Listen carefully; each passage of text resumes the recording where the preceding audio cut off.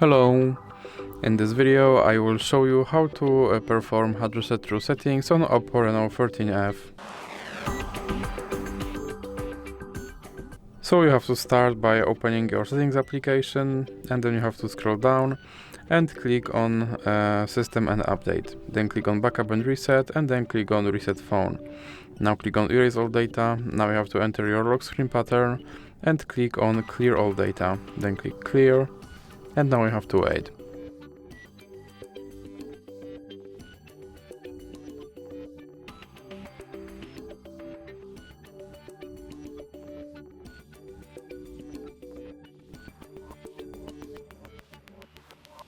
And as you can see, my phone is now back to its factory settings, and I have to perform phone setup all over again.